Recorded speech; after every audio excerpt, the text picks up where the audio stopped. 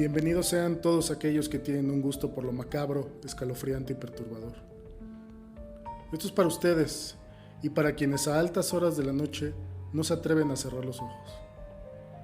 También para los que escuchan voces y ruidos debajo de sus camas o dentro de sus armarios. Cada semana, desde las profundidades de Reddit, les traeré relatos que los aterrorizarán dentro y fuera de sus sueños. Quédense conmigo y tal vez juntos podamos calmar a las voces que viven detrás de la pared o dentro de sus cabezas. Algunas historias pueden contener descripciones gráficas de violencia y lenguaje explícito. Se aconseja discreción. Suscríbanse en Apple Podcast, Spotify o en su plataforma preferida. Soy Mauricio Lechuga y esto es Postmortem. El tulpa es un concepto místico según el cual se puede crear un ser u objeto material a partir de una disciplina espiritual o mental. Los textos budistas de la India lo denominan aparición irreal, ilusoria o creada por la mente. El año pasado estuve 6 meses participando en lo que me dijeron era un experimento psicológico.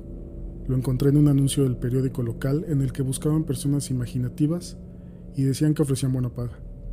Como era el único anuncio de esa semana para el que calificaba fácilmente, les llamé y agendamos una entrevista. Me dijeron que todo lo que tenía que hacer era quedarme en una habitación, solo, con sensores conectados a mi cabeza, que leerían mi actividad cerebral y mientras estaba allí, visualizar un doble de mí mismo. Lo llamaron mi tulpa. Parecía bastante fácil.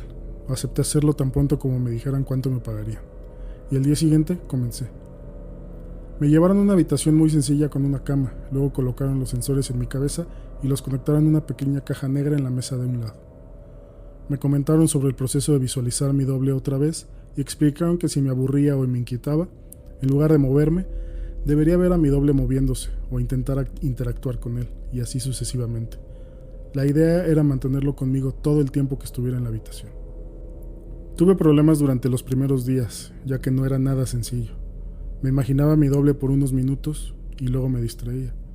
Pero para el cuarto, pude mantenerlo presente durante las 6 horas completas. Me dijeron que lo estaba haciendo muy bien. La segunda semana me cambiaron a una habitación diferente, con altavoces montados en la pared. Me explicaron que querían ver si aún podía mantener a mi tulpa conmigo a pesar de los estímulos externos que intentaban distraerme. La música que pusieron era horrible, fea e inquietante, e hizo el proceso un poco más difícil, pero de todos modos lo logré. La semana siguiente tocaron música aún más inquietante llena de chillidos, lo que sonó como un modem viejo marcando y voces guturales que hablaban algún idioma extranjero. Simplemente me reí, porque para ese entonces ya era un experto. Después de aproximadamente un mes, empecé a aburrirme. Para animar las cosas, comencé a interactuar con mi doppelganger. Tendríamos conversaciones, jugaríamos piedra, papel o tijera. Me lo imaginaba haciendo malabares, bailando breakdance o lo que se me ocurriera. Les pregunté a los científicos si mis tonterías afectarían negativamente su estudio, pero me animaron a continuar haciéndolo. Así jugábamos y nos hablábamos. Fue divertido por un tiempo. Luego se puso un poco extraño. Un día le contaba sobre mi primera cita y me corrigió un detalle. Dije que mi cita llevaba una blusa amarilla y él me contestó que era verde. Lo pensé por un momento y me di cuenta de que él tenía razón.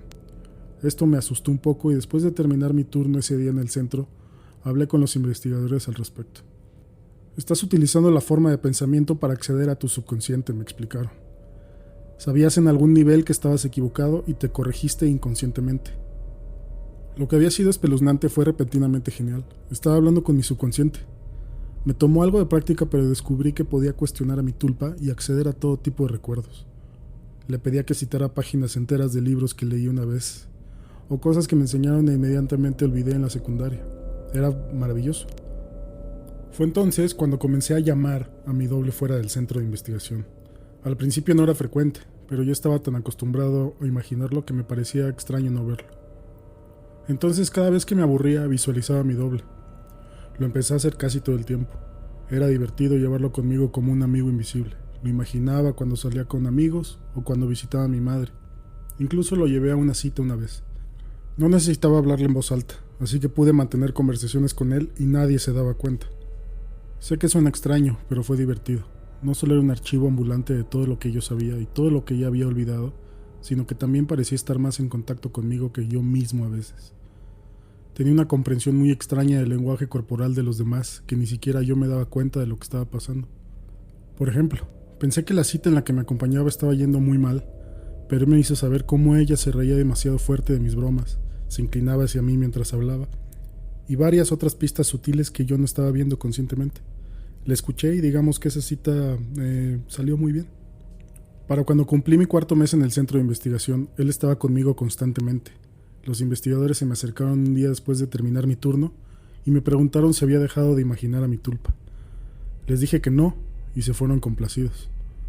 En silencio le pregunté a mi doble si él sabía la razón de la pregunta, pero él simplemente se encogió de hombros. Me aparté un poco del mundo en este punto. Estaba teniendo problemas para relacionarme con los demás. Me pareció que todos estaban muy confundidos e inseguros de sí mismos. Mientras que yo tenía una manifestación de mí mismo para conversar, socializar se hizo muy incómodo. Nadie parecía consciente de las razones detrás de sus acciones. No entendían por qué algunas cosas los enojaban y otras les hacían reír.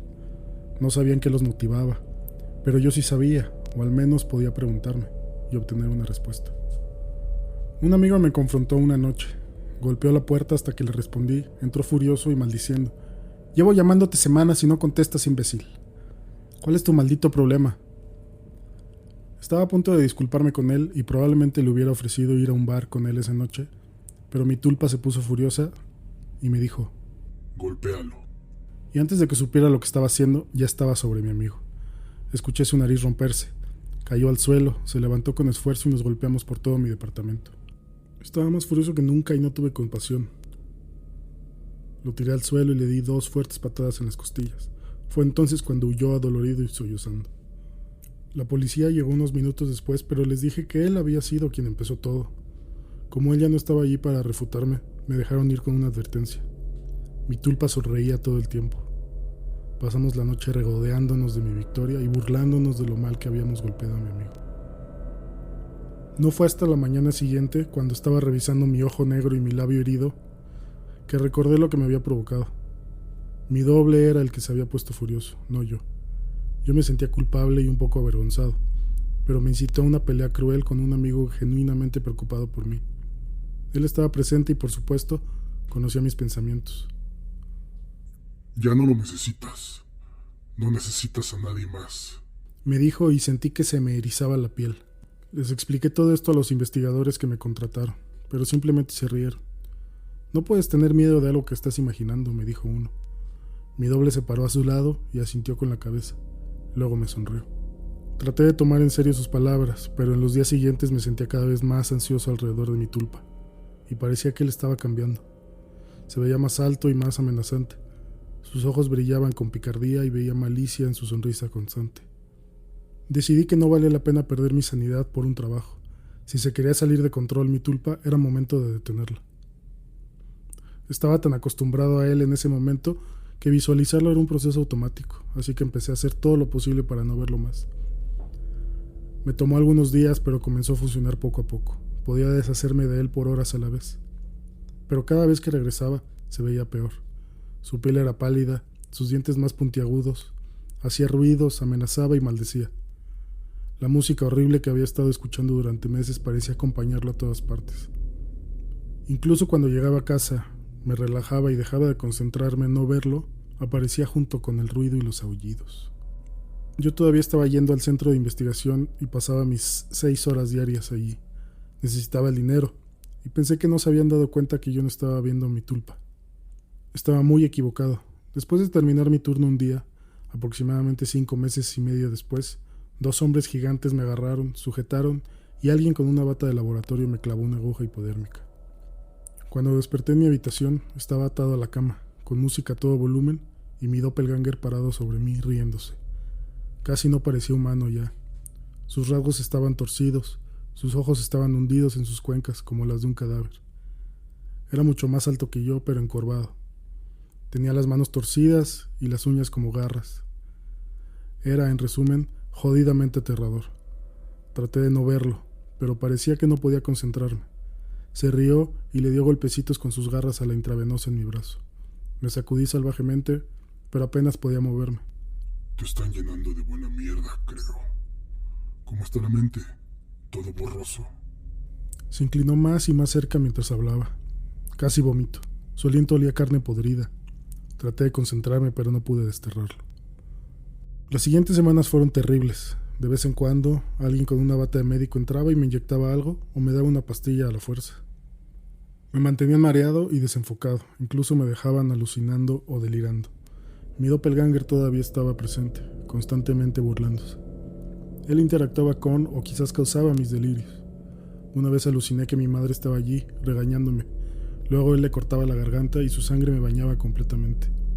Fue tan real que pude saborear su sangre. Los doctores nunca me hablaban. Yo suplicaba, gritaba, lanzaba insultos, exigía respuestas. Nunca me hablaron. Es posible que hayan hablado con mi tulpa, mi monstruo personal. No estoy seguro. Estaba tan drogado y confundido que pudo haber sido otra ilusión, pero recuerdo que hablaron con él. Me convencí de que él era el verdadero y yo era la copia. Él reforzaba ese pensamiento en ocasiones. Otras solo se burlaba de mí. Otra cosa que espero haya sido una ilusión, que él podía tocarme. Peor aún, que podría lastimarme. Me picaba y pellizcaba si creía que no le estaba poniendo suficiente atención. Un día agarró mis testículos y los apretó hasta que le dije que la amaba. En otra ocasión, me cortó el antebrazo con una de sus garras. Todavía tengo la cicatriz. Casi todos los días puedo convencerme de que yo me lastimé y simplemente aluciné que él era el responsable. Entonces un día, mientras me contaba una historia sobre cómo iba a destripar a todos los que amaba, comenzando por mi hermana, hizo una pausa. Una mirada nerviosa cruzó su rostro, extendió la mano y me tocó la cabeza, así como solía hacerlo mi madre cuando tenía fiebre. Se quedó quieto por un largo momento y luego sonrió.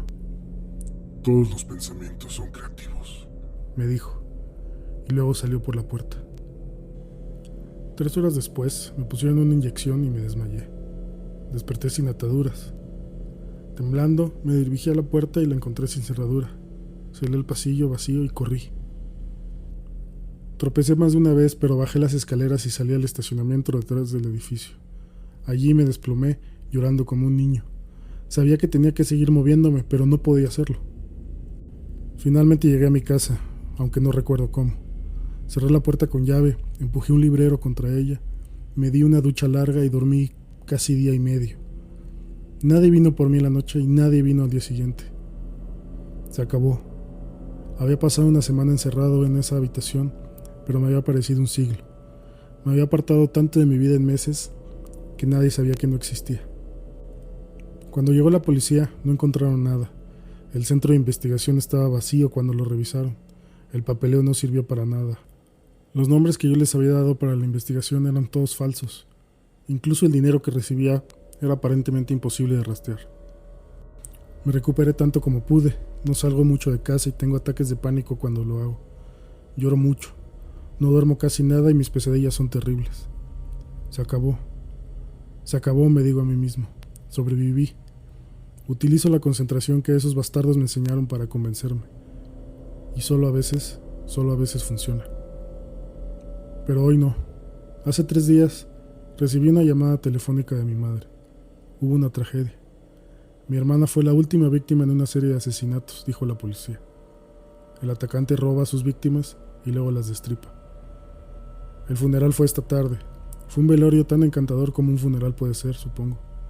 Sin embargo, estaba un poco distraído. Todo lo que podía escuchar era música proveniente de algún lugar distante, cosas horribles e inquietantes, que suenan como ruidos, chillidos y un viejo módem marcando. Todavía lo escucho. Un poco más fuerte cada vez.